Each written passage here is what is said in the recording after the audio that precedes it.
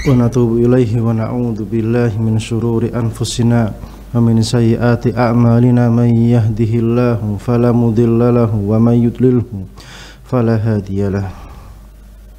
Asyhadu an la ilaha illallah wahdahu la syarikalah wa asyhadu anna nabiyyana Muhammadan abduhu wa rasuluhu la nabiyya ba'dah. Allahumma salli wa sallim wa barik ala abdika wa nabiyyika Muhammadin wa ala alihi wa sahbihi wa man ittaba'ahum bi ihsan ila yaumiddin wa sallama tasliman mazida. Nas'alullaha azza wa jalla an yuwaffiqana lima yuhibbuhu wa yardah wa an yu'inana ala ta'atihi wa ijtinabi nawahihi wa an yujannibana al-fitan ma dhahara minhu wa ma batan wa an yaj'alana Allahu mimman yastami'una al-qawla wa yattabi'una ahsana wa an yu'allimana ma yanfa'una wa yazidana ilma. Allahumma ya mu'allima Ibrahim 'allimna, Allahumma ya mufahhima Sulaiman fahimna, Allahumma faqihna fid din wa 'allimna at-ta'wil. Allahumma inna nas'aluka ilman nafi'a wa rizqan thayyiba wa 'amalan mutaqabbala. Allahumma inna na'udzubika minal ajzi wal kasali wal jubni wal bukhli wal harabi wa 'adzabil qabri. Allahumma ati nufusana taqwaha wa zakkiha anta khairu man zakkaha anta waliyuha wa maulaha. Allahumma inna na'udzubika min ilmin la yanfa' wa min qalbin la yakhsha' wa min nafsin la tashba' wa min da'watin la yustajabu laha. Ikhwati fillah, pemirsa Al-Furqan TV, azzani Allahu wa iyyakum. Kembali kita lanjutkan kajian kita tentang adab-adab Islamiyah, dan kita masih pada pembahasan tentang adab-adab ketika hari raya. Dan sekarang kita masuk kepada pembahasan adab-adab hari raya yang ke-7, yaitu ad-dhihabu ila musallal 'idi min tariqin war-ruju' min akhar. Pergi menuju tempat sholat Id dari satu jalan dan pulangnya dari jalan yang lainnya.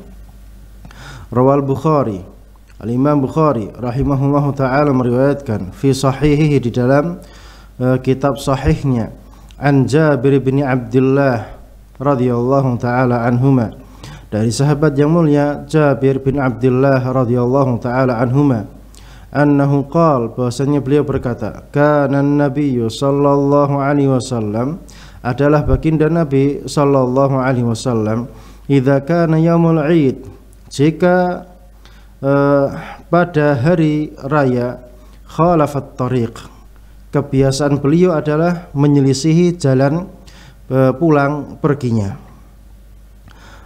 Rawat Tirmidzi, dan Al-Imam At-Tirmidzi rahimahullah ta'ala meriwayatkan sebuah hadis, wa hasanah, dan beliau menghasankan hadis tersebut. An Abi Hurairah radhiyallahu ta'ala anhu, dari sahabat yang mulia Abu Hurairah radhiyallahu ta'ala anhu, annahu qala, bahwasanya beliau berkata, kana nabiyyu sallallahu alaihi wasallam, adalah baginda Nabi sallallahu alaihi wasallam, idza kharaja yaumul Id, jika beliau keluar ke tempat salat Id pada hari tersebut, fi tariq, maka beliau melewati satu jalan, raja' min fi ghairihi, maka beliau pulang dari jalan yang lainnya. Mayustafat, yang bisa kita ambil faedahnya dari dua hadis tadi. Yang pertama, istihbabud dhihab, sangat dianjurkan untuk pergi ila musalla Id, ke tempat salat hari raya, min tariqin, dari satu jalan, warruju', dan pulangnya min tariqin akhar, dari jalan yang lainnya. Kemudian al-hikmatu min mukhalafatit tariq, kenapa kita diperintahkan untuk berbeda jalur atau jalan pulang perginya dari tempat sholat hari raya tersebut. Liyashhada lahu tariqan, liyashhada lahu tariqani, supaya ada dua jalur berbeda yang nanti bakal menjadi saksi di hadapan Allah Subhanahu wa taala. Karena perbuatan kebajikan itu akan disaksikan oleh yang ada di sekitar kita di hadapan Allah Subhanahu wa taala. Maka semakin banyak saksi yang memberikan kesaksian untuk kebaikan kita, maka semakin afdol, semakin baik. Wat taslimu ala akbar adat minal muslimin, dan supaya kita bisa menyampaikan salam, memberikan salam kepada sebanyak mungkin dari saudara kita kaum muslimin.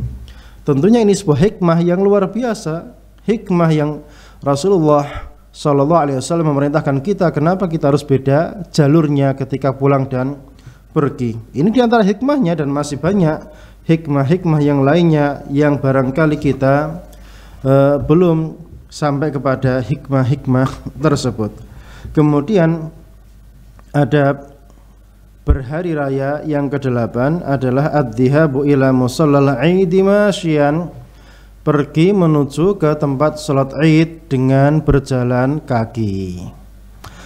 Rawat Tirmidzi wa hasanah, Al-Imam At-Tirmidzi rahimahullahu taala meriwayatkan sebuah hadis dan beliau menghasankannya an Ali bin Abi Thalib radhiyallahu taala anhu, dari sahabat yang mulia Ali bin Abi Thalib radhiyallahu taala anhu, annahu qala, bahwasanya beliau berkata, minas sunnah, termasuk perkara sunnah, yaitu contoh dari Nabi sallallahu alaihi wasallam, anta khruja ilal Id, yaitu kamu keluar ke tempat salat Id masyian, dengan jalan kaki.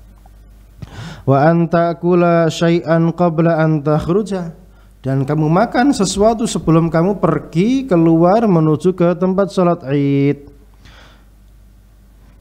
Ma yustafad, yang bisa kita ambil faedahnya dari hadis tadi, istihbabud dhihab ila musallal Id masyian, sangat dianjurkan untuk pergi menuju ke tempat salat Id dengan jalan kaki, tidak naik kendaraan. Yang kedua, istihbabul fitri qabla adh-dhihabi li salatil Id, diperintahkannya untuk makan terlebih dahulu sebelum pergi ke tempat salat Id.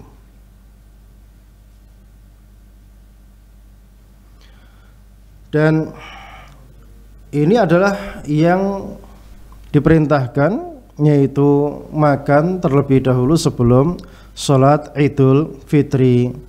Dikarenakan di bulan Ramadan kita telah berpuasa sebulan penuh, dan hari raya tersebut intinya adalah kita kembali makan lagi, atau kembali iftar, atau kembali berbuka puasa. Sehingga untuk menegaskan bahwasanya kita benar-benar tidak puasa, ya karena orang itu kalau sudah puasa sebulan itu kebiasaannya ya puasa. Jadi terkadang tanpa terasa dia masih lanjut puasa.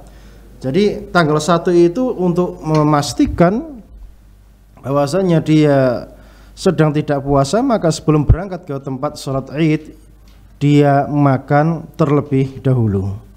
Dan makanan pada waktu hari raya Idul Fitri itu diperintahkan, sunnahnya itu makan beberapa butir kurma sebelum pergi ke tempat sholat Idul Fitri. Adapun di Idul Adha, maka sunnahnya adalah makan setelah pulang dari tempat atau dari sholat Idul Adha. Dan makanan yang dimakan pada hari raya Idul Fitri dan hari raya Idul Adha ini berbeda jauh ya kualitasnya, dikarenakan hari raya Idul Adha itu makanannya adalah daging dari hasil sembelihan korban tadi. Jadi nyembelih korban, ya, pulang dari sholat Id, pulang ke rumahnya, nyembelih korban, kemudian diambil dagingnya, diberikan kepada istrinya, dimasak, kemudian selesai, maka itu yang dia makan. Itu yang dia makan. Adapun di Idul Fitri, maka makanannya itu ringan, ya, korma, kemudian zabib, kemudian ya kongguan, astor, tempe, tahu petis, itu kan menunjukkan bahwasannya Idul Adha lebih besar daripada Idul Fitri. Cuma yang terjadi di negeri kita seakan-akan Idul Fitri ini yang besar.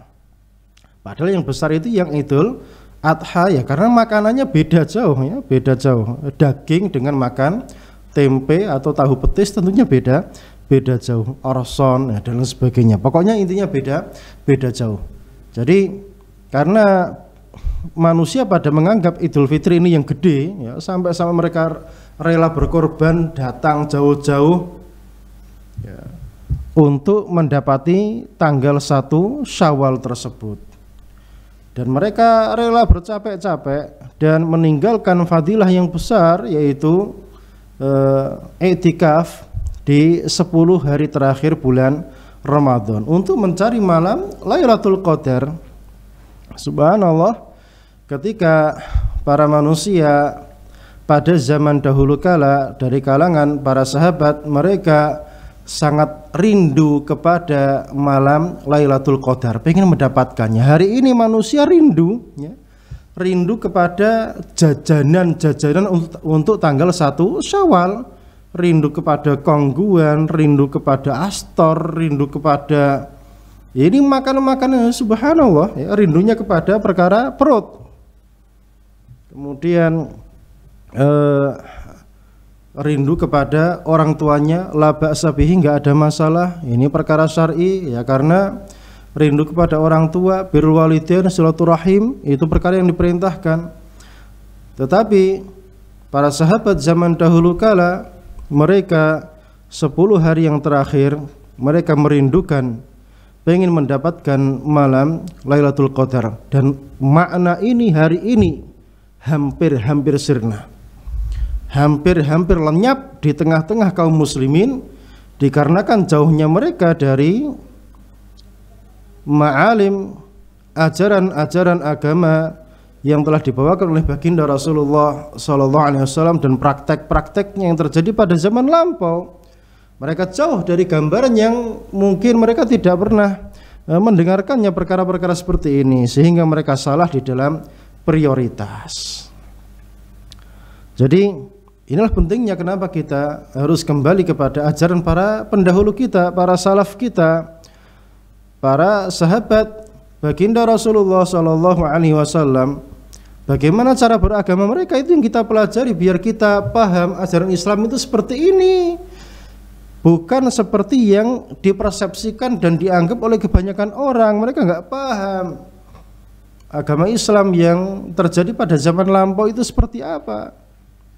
Inilah musibah yang menimpa kebanyakan kaum muslimin. Kemudian tatkala para dai-dai ahli hadis mendengung-dengungkan dengan kencang untuk mengajak kepada i'tikaf, kepada fadilah, kepada Lailatul Qadar. Kemudian ada dai para fuqaha, ya, yang mereka datang, oh ini cuma sunnah, nggak usah keras-keras, nggak usah terlalu ekstrim dalam masalah sunnah. Entah mereka itu makhluk yang datang dari mana. Tatkala baginda Rasulullah SAW masuk di 10 yang terakhir, syadda mi'zarah, ya, mengencangkan ikat pinggangnya, sarungnya dikencangkan, wa aiqadha ahlah, dan membangunkan istri-istrinya. Oh, ternyata datang di akhir zaman ini manusia yang mereka meremehkan ajaran baginda Rasulullah SAW. Oh, ini enggak wajib, ini cuma sunnah, ini birrul walidain itu lebih utama. Kemudian ya dengan alasan-alasan yang subhanallah, seharusnya mereka itu makhluk-makhluk yang tidak ada, karena menggembosi barisan kaum muslimin yang mengajak kepada fadilah, kepada kemuliaan, kepada keutamaan, kembali kepada kebangkitan agama Islam. Islam itu bangkit dengan ilmu dan amal, ilmu yang sesuai dengan para salaf kita dan amal yang sesuai dengan amalan para salaf kita. Kalau kita nggak kembali kepada amaliyah yang terjadi pada zaman itu, maka kapan kita akan bangkit? Kita hanya akan menjadi umat yang menjadi gedibal, ya, umat yang hanya diinjak-injak harga dirinya oleh orang-orang munafik, oleh orang-orang kufar, orang-orang yang membenci agama Allah Subhanahu wa taala. Maka kebangkitan itu tidak diraih kecuali dengan kita kembali kepada yang terjadi pada zaman salaf kita, zaman para sahabat radhiyallahu taala anhum. Jadi para yang sok ahli fikih ini tidak usah ya sok-sokan dengan gaya seakan-akan mereka yang maha tahu dengan ilmu-ilmu syar'i, ya, tahu khilafiyat, qaul awal, qaul tsani, qaul tsalits. Ini ada perbedaan pendapat dalam masalah ini, pendapat pertama, kedua, ketiga dan seterusnya, yang ujung-ujungnya hanya menggembosi barisan kaum muslimin. Jika ada kaum muslimin yang mengajak kepada fadilah, maka dukunglah, ajaklah manusia kepada kebaikan, jangan digembosi, oh ini cuma sunnah, ini cuma gini. Jadi jangan terlalu ekstrim, jangan terlalu radikal dan yang lain sebagainya. Ini kita mengajak kepada yang terjadi pada zaman Nabi SAW. Mereka dahulu kala tatkala Nabi memerintahkan para sahabat, faman kana mutaharriha falyataharraha. Kemudian hadis Aisyah, taharru lailatul qadri, perintah semua ini. Enggak ada mereka mengatakan oh ini cuma sunnah wahai baginda Rasulullah, enggak usah terlalu ekstrim, kita pengen kerja, ini waktunya perpekan pasarnya, waktunya pasar rame, masa kita disuruh itikaf di masjid 10 hari yang terakhir. Enggak ada zaman salaf yang berkata seperti itu. Ya, ini menunjukkan manusia-manusia yang datang di akhir zaman ini, yang mereka datang ya didukung oleh para setan. Dan jika terjadi taksir pada kita, maka seharusnya yang punya taksir ya belum bisa ya diam, ya nggak usah ikut ngomong gitu ya. Jadi kalau belum bisa ya ngelus dada, ya Allah saya kok belum bisa itikaf, nangis harusnya. Nggak usah malah ngompor-ngompori manusia yang lain, oh ini cuma sunnah, ini nggak wajib dan sebagainya. Ya lebih baik Anda diam ya, kalau belum bisa diam. Bukan malah ngompor-ngompori kemudian malah ketawa. Oh ini waktunya perpekan sambil ketawa bangga gitu. Subhanallah. Gak bisa mengerjakan sunnah baginda Rasulullah SAW dengan bangganya tertawa. Dia belum bisa melakukannya. Ini sebuah musibah yang besar. Kemudian yang ke-9 diantara adab berhari raya adalah istihbabu khuruji an-nisa, diperintahkannya, disunnahkannya, dianjurkannya keluarnya para wanita li sholatil idi bila tazayyun, keluar ke tempat sholat hari raya Idul Fitri maupun Idul Adha, baik di lapangan, tanah lapang, di luar kampung, atau di masjid-masjid karena ada udzur syar'i, bila tazayyun, tanpa berhias, bermake up, tabarruj, bermodis-modisan, bergaya-gayaan style kayak model-model orang jahiliyah dulu. Kalau keluar ke rumah itu paras ya, make upan segala macam, tatoyubin, atau pakai wangi-wangian. Ini nggak perlu wanita keluar dengan cara seperti itu. Fa fi sahihaini an Ummi Atiyah, di dalam Sahih Bukhari dan Muslim dari ibunda kita, dari sahabiyat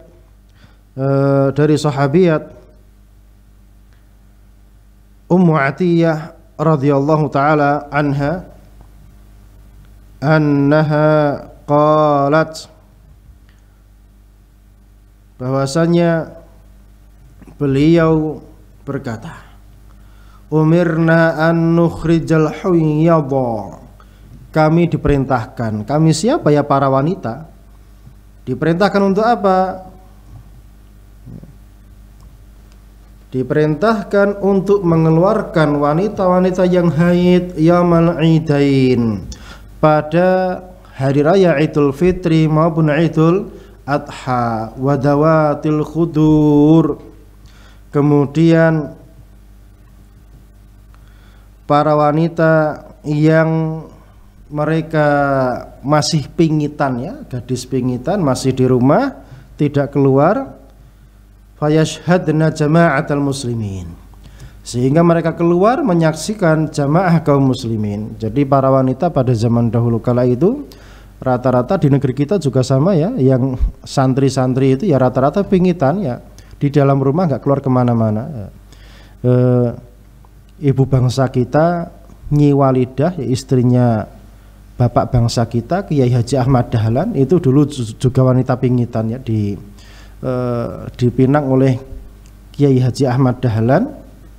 Itu itu ma'ruf, ya, saya kan baca buku kemuhammadiyahan yang disebutkan seperti itu, ya. Nyi Walidah itu gadis pingitan, artinya wanita yang di dalam rumahnya saja tidak kenal laki-laki, ya, cuma di film yang filmnya Kiai Haji Ahmad Dahlan itu kok difilmkan, ya, main mata ting-tingan gitu, ya, sebelum lamaran. Ini merusak citra kebaikan Nyi Walidah dan siapa, dan Kiai Haji Ahmad Dahlan. Ini merusak itu film-film seperti itu, soalnya menyelisih sejarah yang terjadi. Gadis pingitan itu nggak kenal laki-laki, ya, pakai ting-tingan apa gitu, subhanallah. Terus gitu yang bapak bangsanya digambarkan seperti itu, ketawa bangga soalnya difilmkan. Itu film yang rusak itu, ya, merusak kehormatan bapak kita. Fayashhadna jama'atal muslimin, sehingga para wanita tadi keluar rumah pada momen hari raya Idul Adha maupun Idul Fitri supaya mereka menyaksikan jamaah kaum muslimin wa da'watahum, dan dakwah mereka, ya, dan dakwah mereka. Wa ya'tazilul huyyad, dan wanita yang haid tadi mereka itu tidak campur dengan kaum muslimin yang ada di tempat sholat, ya. An musallahunna, ya, jadi terpisah dari musolanya, alias di tempat yang tidak dipakai sholat, tapi datang ke lapangan, tapi lapangan yang tidak dipakai untuk sholat. Qalat imra'atun, maka ada salah satu wanita yang dia berkata, ya Rasulullah, wahai baginda Rasulullah sallallahu alaihi wasallam, ihdana laisa laha jilbab, di antara kita ada yang nggak punya jilbab, terus gimana datang ke tempat sholat Idul Adha atau Idul Fitri? Qala litulbisha sahibatuha min jilbabiha, ya kalau gitu dipinjemi sama temennya yang punya jilbab yang lebih, ya, dipakein jilbab. Ya, ini menunjukkan bahwasanya para wanita zaman dahulu kala itu mereka mustahil keluar rumah tanpa jilbab. Ya, hari ini wanita kita bahasanya itu subhanallah, nggak pakaiannya udah nggak pakai kerudung, kemudian bajunya juga melepet, ya, dan lain sebagainya, dan seakan-akan tanpa beban. Ya, ini subhanallah, tatkala manusia jauh dari ajaran agama Islam dan beramal dengan sunnah baginda Rasulullah SAW, seakan-akan hati ini mati, nggak ada rasa, nggak ada kesadaran nanti bakal mati, bakal berhadapan, bertanggung jawab di hadapan Allah Subhanahu wa Ta'ala. Ini mati rasa namanya. Maka para wali-wali wanita, orang-orang yang menjadi penanggung jawab para wanita, perhatikan istri-istri Anda, perhatikan anak-anak wanita Anda, saudari-saudari Anda, jangan sampai di luar rumah tidak pakai jilbab. Jilbab itu pakaian besar menutupi badan dari ujung kepala sampai ke bawah. Ya, masa keluar ke emperan aja pakai jilbab, ribet ya. Kalau gitu rumahnya pasang pagar 2 meter biar nanti keluar rumah itu nggak ada yang melihat. Ya, kalau keluar rumah ya harus seperti itu. Ya, jadi mending sengsara di dunia daripada nanti sengsara di akhirat. Nggak apa-apa kita ribut-ribut seperti itu, jaga diri, jilbaban kalau keluar, kalau nggak mau pakai jilbab di dalam rumah terus Ustadz, di dalam rumah terus ya kita bosen. Ya kalau dibiasakan ya nggak bosen, ya itu karena kurang kebiasaan, ya, kurang terbiasa dan kurang ngaji tentunya. Itu wanita yang liar yang jelas itu wanita yang tidak bisa dikendalikan. Nanti kalau punya suami juga suaminya capek seperti itu. Wanita kok sukanya keluar rumah. Yang bisa kita ambil faedahnya dari hadis tadi adalah yang pertama, istihbab khurujin nisa kullihinna li salatil id. Ya, diperintahkan para wanita kaum muslimin pada momen hari raya tersebut semuanya keluar, mau kecil dewasa besar semuanya keluar ke tempat sholat Idul Fitri maupun Idul Adha. Yang kedua, sholatul Id fardhu ain ala kulli mukallafin.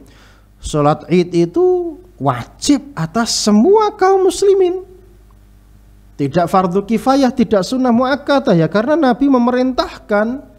Umirna, kita diperintahkan semuanya keluar, baik yang haid maupun gadis-gadis pingitan yang nggak pernah keluar rumah, semuanya suruh keluar semuanya diperintahkan. Ini menunjukkan bahwasanya sholat Id ini nggak main-main, semuanya wajib keluar, semuanya diperintahkan untuk keluar, menunjukkan bahwasanya sholat Id ini hukumnya fardu ain, wajib atas semua kaum muslimin hadir ikut mengikuti sholat tersebut di lapangan-lapangan yang ada di luar kampung.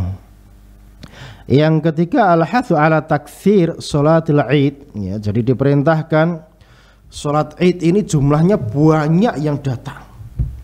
Yang keempat, istihbabu iqamati sholatil Id fi musholla, jadi disunnahkan mengerjakan sholat Id itu di musola, atau musola itu kalau zaman dahulu kala itu tanah lapang yang ada di luar perkampungan.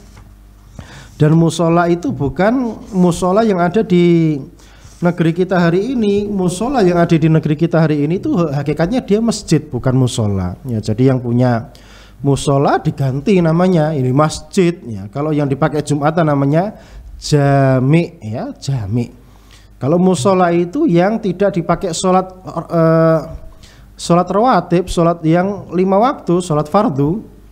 Ya, kalau dipakai sholat fardu itu namanya masjid, itu namanya. Atau misalnya di perkantoran ada musola, itu musola ya karena dia tidak masjid, ya tidak masjid, dia dipakai mampir gitu aja, itu namanya musola. Dan sholat Id itu dikerjakan di musola atau tanah lapang yang ada di luar kampung, ya. Kalau zaman dulu di Madinah, tanah lapang di luar kampung itu banyak, sampai hari ini juga sangat banyak, ya. Tapi kalau di negeri kita, tanah lapang yang di luar kampung itu nampaknya jarang, ya jarang. Yang ada lapangan yang dibangun oleh pemerintah itu biasanya juga di luar kampung, itu bisa dipakai, ya, itu bisa dipakai. Soalnya dia di luar kampung posisinya. Ya karena kebanyakan di negeri kita luar kampung itu rata-rata ya sawah, ya. Dan tanahnya juga becek, maka kalau tanahnya becek bisa pindah ke masjid yang sudah dibangun, biasanya tanahnya juga sudah dipaving dan lain sebagainya. Yang kelima, dan saya cukupkan dengan ini ya karena kondisi masih kurang enak badan, jadi mohon maaf yang sebesar-besarnya. Masyru'iyatu al-i'arah, jadi dianjurkan untuk apa? Untuk meminjamkan. Jadi meminjamkan barang kepada kawan itu termasuk perkara yang baik, ya, karena Nabi memerintahkan litul bisha sahibatuha, ya kalau gitu temennya yang minjemin. Ya, berarti memberikan pinjaman itu adalah sebuah ibadah yang mulia, tidak sekedar muamalah biasa saja. Dia adalah ibadah yang mulia karena dia ada sifat ta'awun 'alal birri wat taqwa, menolong, ada sifat menolong di dalam kebaikan dan ketakwaan kepada Allah Subhanahu wa ta'ala. Demikian kurang lebihnya pemirsa Al-Furqan TV, azani Allah wa iyyakum. Mohon maaf karena tidak bisa melanjutkan ya, karena masih terkendala kesehatan yang kurang fit 100%.